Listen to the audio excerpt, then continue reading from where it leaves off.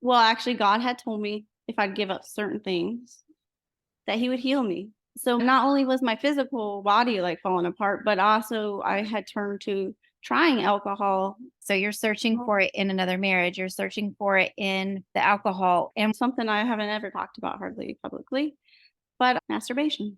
That was an outlet, just like alcohol was. Actually, it was a more extreme outlet because I can never remember not. Oh, wait, I don't think our audience heard that.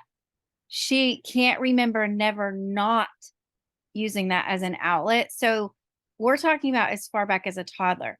Yep, that's correct. Hi, and welcome to Anchoring Wounded Christians Through Spiritual Storms. With your host, Heather O'Brien, I'm going to give you step-by-step details to help you defeat the enemy. So I'm so glad that you're here. Today we have Susie with us, and Susie comes as a client. We've been talking here and there for several months, maybe a year. When we first started talking, she had a few different things she was going through, struggling through. And that's what I do is I help wounded Christians through spiritual storms. And today we want to hear Susie's breakthrough. I want to tell you that her breakthrough is your breakthrough. So everything that she tells you about is a testimony of what Jesus can do for you. So if you're struggling with anything, I want you to think about, oh, that's for me. That testimony is for me. So the first thing coming to my mind, Susie, is when we first started talking, you were really struggling moving, like physically moving. Yep. Why was that? And what does it look like now? Okay, so probably about 3 years ago, I actually was just walking down the street and I decided to start a challenge where I'd walk 3 miles a day. And as I was walking, I was feeling good. I actually added people to my challenge and we were doing it together. And one day, my whole knee out of the blue just swelled up and I couldn't walk. And it hurt so bad. I went to the doctor quite a few times and they found out that I had a tendonitis. Basically, I had torn my tendons and my ligaments. And so I had to get out of work and I was out for probably at least 6 weeks just Wow. trying to heal and recover. A lot of MRIs, a lot of imaging, trying to figure out what the heck was wrong with me. And it got better. And then I actually started having other physical pain. So the next year I had a hysterectomy because I had a lot of inside pain. So not only was I having, my body fall apart on the outside, well, it started also in the inside. And I had endometriosis really bad. So I went ahead and had a hysterectomy.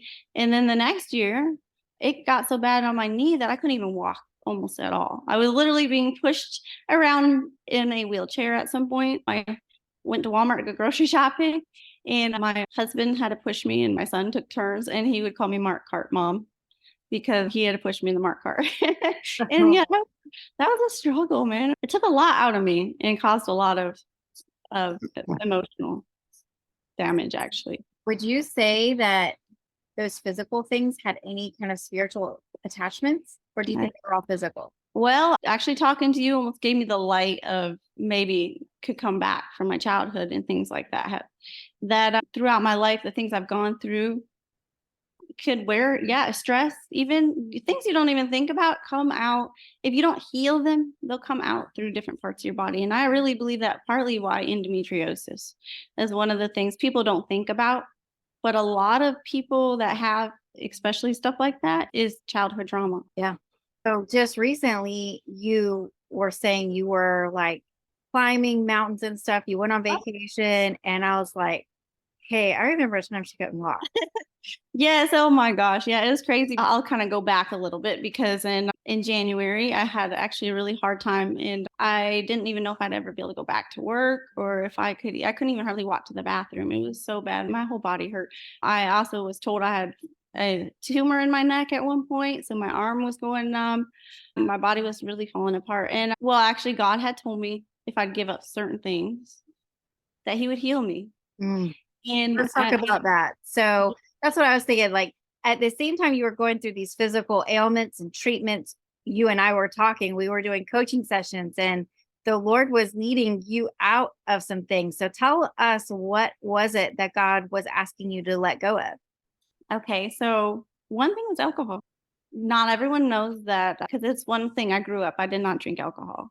Actually, it took and other things that happened in my life. I actually had a divorce, and that caused me to start drinking because it was a hard part of your life to go through that. And so not only was my physical body like falling apart, but also I had turned to trying alcohol. I think the first time I was like 30. And so it is something I turned back to when I was going through all the pain because to me it would numb my pain. So I wasn't sure what to do with myself. I mean, they kept trying to prescribe me prescription drugs. They prescribed me antidepressants and things like that, but I didn't want to get addicted to drugs.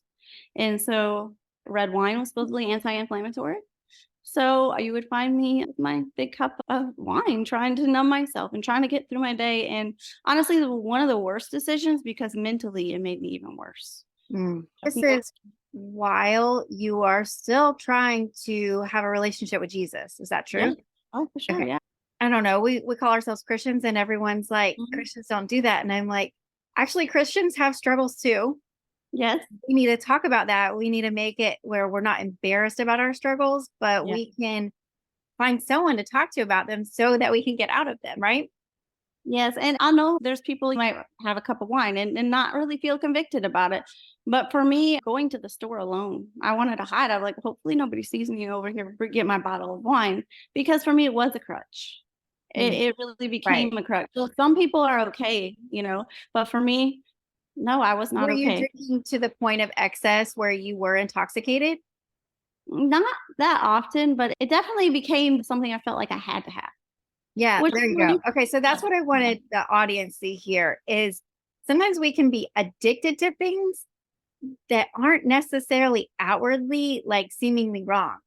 Could yeah, be TV, could be having something to eat or drink. Like some people reach to cake yeah, and that can be just as wrong. You're not going to get intoxicated from cake. You might gain some weight and you might yeah, not. It depends on your body type, right? But yeah, if the Lord is convicting you, you know what the scriptures say? Like, if it's a sin to you, it is a sin. And so we have to be really mindful of listening to our conscience because that's God speaking to us. So I yeah. love that you said that you weren't intoxicated all Mm-mm. of the time, but it was a crutch. If you're finding this ministering to your heart, I want to give you a freebie and make sure that you're aware that this is available on my website at heatherobrien.net/courses. You can go get a free video and reading plan on breaking free from addictions. I want you to go try it out right now, heatherobrien.net/courses. Go to the bottom of the page under free resources, and there's a free video and reading plan on breaking free from addictions, and it works. Okay, let's go back to hear the rest of the conversation. Yes, it was for sure. So, in other words, you weren't leaning on God on this thing. Oh, And no, gave up on God at that I mean, it was a struggle. I kept on praying, but at the same time, I started questioning, "Are you there? Are you real? Are you here? Look at me. I'm falling apart." And my marriage started falling apart. there we go. Um, So, that's the next thing. Do you want to yeah. talk more about that? Yeah, that was a really hard time because I was young. I had gotten married when I was 15 before, and I was married for 16 years and I went through a divorce. And, but the way I grew up, you don't get a divorce, you stay. Even if you're not happy, you just stay and you fight, which I do agree with marriage. You should try your hardest for sure to stay married if you can. But so when I got my second chance at love, I had high expectations and and it was good. It was good for a while, but I have to say, broken people attract broken people. There you go. And man, I will tell you, you can't love somebody when you don't know how to love yourself. And it wasn't just me learning, it was him too. So together we were both broken and trying so Broken hard. people learning at the same time. I don't know that there's any good combination, really. No, no. It was difficult. And you were going through physical difficulties on top of a spiritual, like I would say all of this is a spiritual attack. Would you go Yeah. like, and it just started in one little thing and another little thing. And maybe there were certain things that opened the door to the attack being stronger, like the alcohol, because Yeah. when we open doors for things to comfort us other than God, we are basically saying, yes, devil, mess with me. Yeah. For sure. And It's, maybe we don't know we're saying that, obviously, or we wouldn't be doing it, but yep. That's so there it true. goes. So marriage is not going well. This is Yep. second marriage is not going well on top of all of your physical ailments. Yep. But you're also at the same time, you're aching to learn what love is. So those were external problems, marriage, drinking. I think those are external problems or symptoms of what's going on inside of us, because frankly, we could be married to a non-believer and still be full of joy. Yeah, that's true. Christ. So what's the real problem here? I could probably say it for you, but I'm wondering what you say. Okay. No, you're right. Okay, not enough. Insecurity. It's something honestly that I still sometimes struggle with. I pretty much grew up feeling never good enough. And within that, I believe that you almost want to control the situation. So all the unknowns is kind of something that hard for me, because the fact I felt like I got hurt everywhere I went. And not only that, is insecurity. I was never loved myself. I did not love myself. There we go. That's what I was going to say. And all of those insecurities and things are a symptom of us not loving ourselves in our own ability, but not loving ourselves in the supernatural empowerment of love, because love in itself is a supernatural thing. And I think sometimes we just want to think it's an emotion. And yeah, it can be classified as an emotion, but really it's a person. Yeah. God is love. And apart from God, we won't know love. We won't be able to experience love. And we keep searching for it to fill those voids, right? So you're searching for it in another marriage. You're searching for it in the alcohol and whatever else. Is there I don't know if you want to share the other symptoms that you are suffering from. It's up to you. Are you talking about the addiction that I had? Yeah. Yeah. Okay, so this is definitely, I guess you could say, raw, very transparent. Something I haven't ever talked about hardly publicly, but masturbation. That's what you're talking about. Yeah. Because that was an outlet, just like alcohol was. Actually, it was a more extreme outlet because I can never remember not. I guess you could say. So Okay, wait. I don't think our audience heard that. She can't remember never not using that as an outlet. So we're talking about as far back as a toddler. Yep, that's correct. And that's one of maybe the first conversations that we had, because tell me if I'm wrong, but I feel like you were feeling convicted about it. Yes. And you wanted to do something about it, but it felt impossible because this is something you've done for all of your life. Yeah. And I struggled with is it right or wrong? It actually took me years to figure that out, because in my mind, if I'm by myself, how is that wrong? If I'm not have a vivid imagination of somebody else being present, is that even wrong then? And honestly, yeah, I think you opened my eyes on that, because I really did struggle with that. I'm like, is this right? Is this wrong? When I was young, I was like told it wasn't that big of a deal.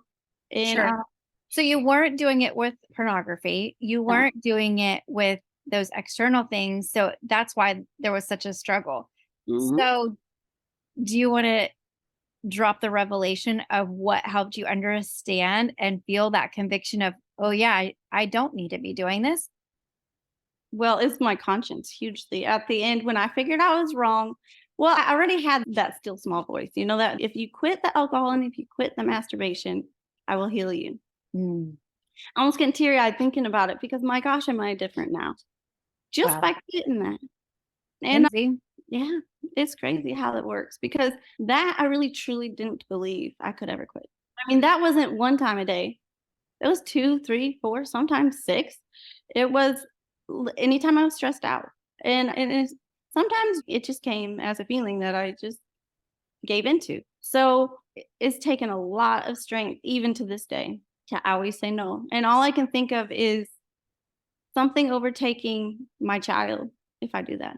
And yeah, I mean, things have happened even in my own household. And I kind of took it on myself. It's like, if I can't stop this, how do I encourage this to stop? There you go.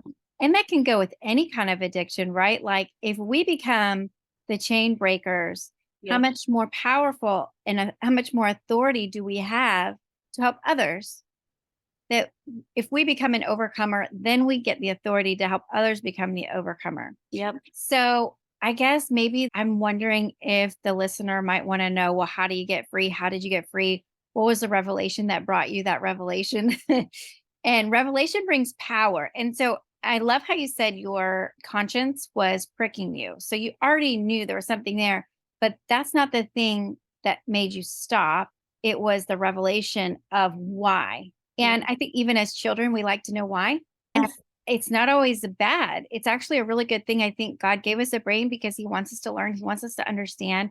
And he's not trying to hide anything from us, but he loves the question. Yes. I think he loves the question, right? He says, ask and keep on asking, knock and keep on knocking. It says in Proverbs, I think 25:2, it says it's the glory of God to conceal a matter, but the glory of kings to uncover a matter. Yep. And that's what I'm like, I'm always asking God, but why is that wrong? So think of it this way, the self-pleasure, the reaching even to alcohol is a form of you helping comfort you. Oh, yeah. And so that can happen with any kind of drugs. That can happen with marijuana. That can happen with depression medicine. I'm not saying I'm not against medicine. You know what you need and you know what you and God have decided. But when you feel that conviction, that's when you're like, okay, well, how do I do it with God? And maybe that's the next question is, yes, it's wrong. It's wrong because I'm comforting myself. Yes. So maybe the third step is, but how do I reach to God for comfort? So I'll tell you, that's kind of my next question for you. And I wonder if, I teach the 4 basic things: read your Bible, worship, pray, and community. And if you have those 4 basic fundamental things in your life, you're going to feel better. Yep. You're not even going to be able to explain why. And even as you were saying, God told me to quit doing these 2 things and I would feel better. But in addition to that, you did start the basic 4 principles. Am I right? Yes. Yes, I did. Definitely. So let's add that in. You quit one thing, but you added with God. Yes, that's what made a world of a difference.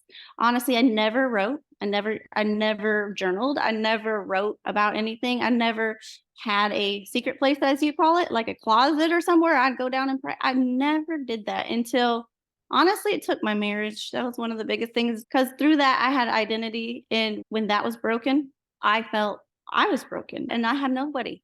My body was falling apart, my marriage was falling apart, and all I could do was look up. There you go. All I had. That's all I had. So I dedicated my life to God, and it changed. It is. I know a lot of people might look at this and think, oh, some people just say that. No, I'm a testimony of that happening. Yeah. And saying my truth is one of those things you might hear people have comments or whatever they want to say, but for me, this is a breakthrough. For me, it's changed my life. It's not just, oh, it's gonna pass. This too shall pass. But my body is a living testimony that this There you too go. has changed. And community is huge. Yeah. Having you talk too was a dream, honestly, because I never reached out. That is one thing. People don't reach out to people when they need help. And I wanted to, but it honestly took, you talk about nail biting. That got me because that is the thing I did. Yeah. And when you talked about why people do that, and that definitely hit home to me. And I was like, man, I could talk to her. But before, I would never reach out to anybody about certain things. Right. Well, I think Christians are often on the struggle bus, and then they stay on the struggle bus because the devil says, you're the only one with that problem. No one can help you. No one's going to understand. Like, the thing that I'm coming to realize now is I'm able to help so many different people with different backgrounds that I didn't go through. But here's why. Your apples and my oranges might be different, but we have the same enemy. Yep, that's true. We have the same enemy and we have the same savior. And that's everything. We are fighting a battle against the same enemy. And our symptoms might look different. Our past creating the symptoms might look different. However, if we can remember we're fighting the same enemy, man, I know how to help you because I got to fight that enemy too, right? For real. Yes, that's true. And I do want to say, like, as you were saying, I was like, I'm coming to you with this raw testimony, but it's not like you just got free yesterday. Like, this is months and months of freedom, so many months that we have. Our weekly sessions went down to month to month and several months in between. So this is months of you staying free. Yep. Since actually January. There you January go. 1st is the day I decided for my health. January 1st, I stopped those two things. So, but the thing that when I found out about my marriage was actually January 27th. That was actually my birthday. So I found out on my birthday some really hurtful things. And so even though I have to say I didn't actually dedicate my life, it was my birthday that I stopped drinking. Because I've stopped the first one on January 1st because I knew that was something I had to do. But it took my birthday to stop drinking because of the whole way it went down. And after that, I said, no more. I will not live like this anymore. This is not going to be my life. Yeah. And in that, it's changed, just And changed. isn't it true that your husband took on the same vows of no alcohol? Yep. Yep. He's been, and so January since my birthday. Yep. So that's really cool. And that's not everybody's testimony. You can do it Oh, yourself, but man, it's so nice when you have someone to do it with, whether it's a coach, a pastor, a friend, but yes. man, when it's your spouse, that's a whole nother ball game right there because man, God loves marriage. Yeah. We came into a crossroads. It was like either we're all in or we're all out because I'm not playing, you get to an age when, yes, broken people attract broken people, but at some point you have to decide, am I going to heal and I'm going to change, or am I going to just sit there in the struggle of a broken marriage? So for me, and I'm not saying it's always, everything's great and it's still a struggle, but it's a choice at this point. This is a choice. We're either going to make it work or we're not. So when we came to that choice, we together decided that was one choice that we also had to make, and that was to stop that because that didn't help us at all. We always end up fighting after drinking because that's sometimes happens. There you go. That's what happened. So Yeah. I wanna move on and I want to say, so all of this, your health got better, Yeah, your external symptoms of addictions eliminated, marriage better, work in progress. a work in progress. Yes. But for this, as you started your spiritual disciplines and started to learn how to love yourself, I think that's a process of learning how do I love myself whenever the world has told you you're a piece of garbage, Yeah. basically, that you're worthy of being used and disposed of in whatever ways. Learning how to love yourself comes from reading your Bible, worshiping, praying, and learning who God says you are. Would you agree? Yes, for sure. And through that, I think that you're starting to learn that you have a purpose on this earth. You Mhm. started your business Yeah. back, which you had started at one point, but I tried to encourage you and I was like, listen, I would like your shirts. Yes. So Susie makes some really awesome shirts. She had a divine inspiration for her shirts. You want to show them the one you're wearing now? Yes. So it says, worthy because of him, for those who are just listening. It has a beautiful cross for the T. And Yes. she makes different, what are the different patterns that you use? Okay, so my inspiration was my identity. So ever since the whole thing happened and I realized I was putting my identity on a person and not on God, it almost came like a vision. I had been praying a lot about a business and family business because it's something I also want to get my kids involved one day.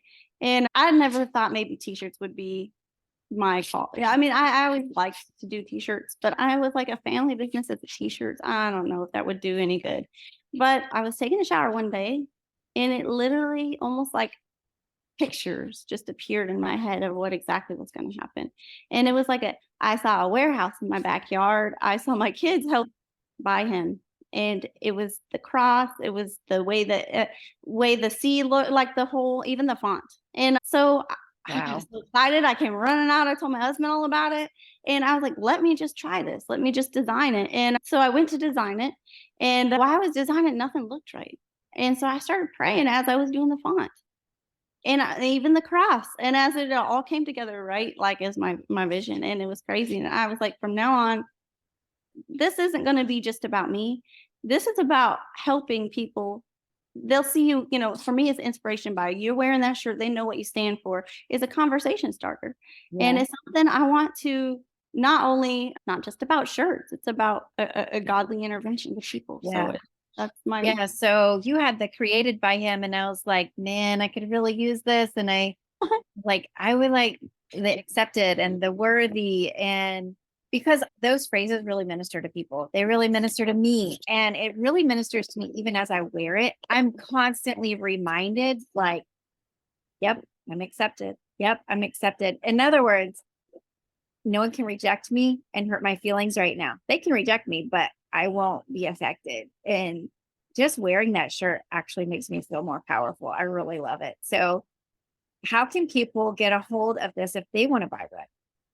Okay, so I actually have a website, www.createdkingdomapparel.com Yes. on there. So, link will be in the show notes. I have different designs, so it's all about your identity. So most of the things that you see will be, you're accepted, chosen, created by God. So when you go to click on the shirt, there'll be descriptions to buy it and like some Bible verses to inspire you, because I want to make it about not just the shirt, but like an experience of this is, a calling that God had put on my life to inspire people through making shirts about your identity. So Yeah.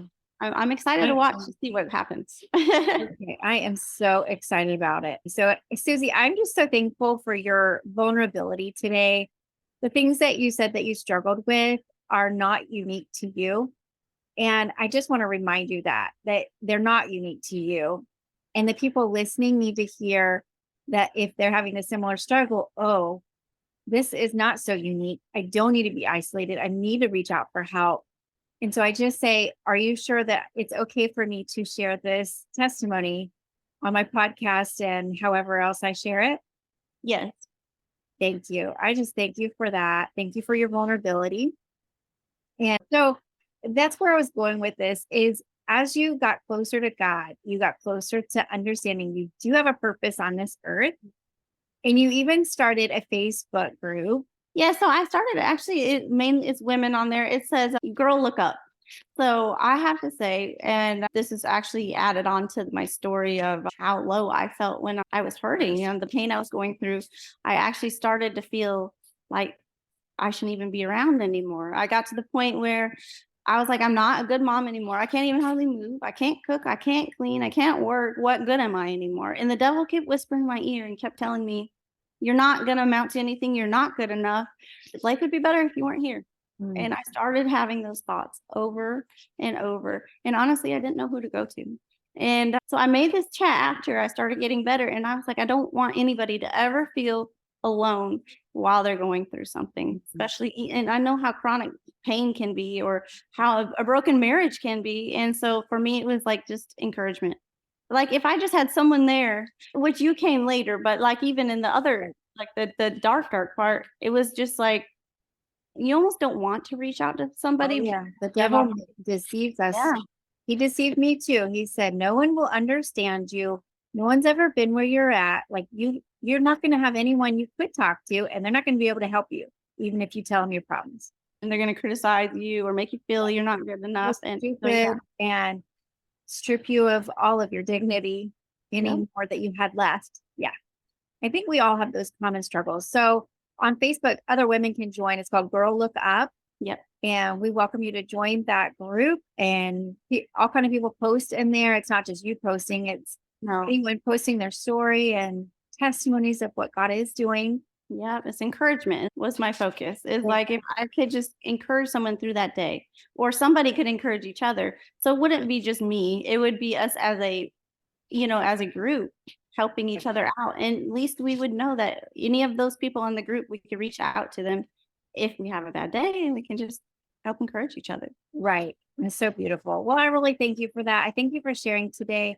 Thank you for opening your business back up and letting the purpose of God flood your life and being an encouragement to everyone who's going to hear this. We just declare that those ears that are hearing are going to have that hope that they need, that they can be rescued from their struggle. We just declare that in Jesus' name. Well, thank you so much for joining us today. Thanks for having me. I hope you really enjoyed this conversation between Susie and I today.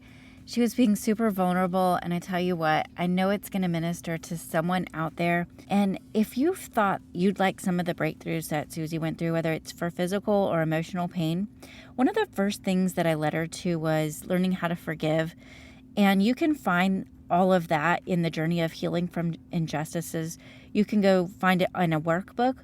where it has fillable journal pages, scripted prayers that you can do in your privacy of your own home, your own timing. There's also video teachings where you can see me in 8 different very short videos. I'm going to teach you what forgiveness is, what it's not, why we do it, and how to do it. This is step-by-step teaching in the privacy of your own home. You can find all of these at heatherobrien.net/courses in the journey of healing from injustices. All right, well, that's all for today, warriors. Share this episode with a friend or two, and I pray blessings and favor will chase you down.